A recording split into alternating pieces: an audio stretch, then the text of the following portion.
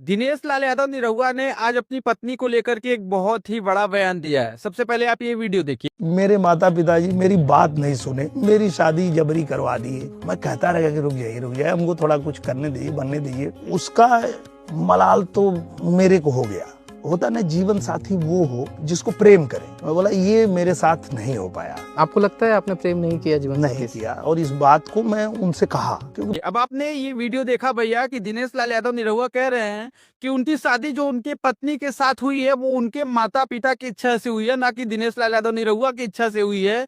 क्योंकि उनका कहना था कि वो जीवन में कुछ कर लें, बन जाए, फिर वो शादी करना चाहते थे, लेकिन उनके माता पिता ने जबरदस्ती शादी करा दिया। देखिए, ये बातें बोलना सोशल मीडिया पर अपने पॉडकास्ट में बड़ी ही हिम्मत की बात है। और ये सारी बातें जब दिनेश लाल यादव निरहुआ बोल रहे हैं तो उनमें साफ दिखाई दे रहा है कि वो कितने सच्चे इंसान हैं।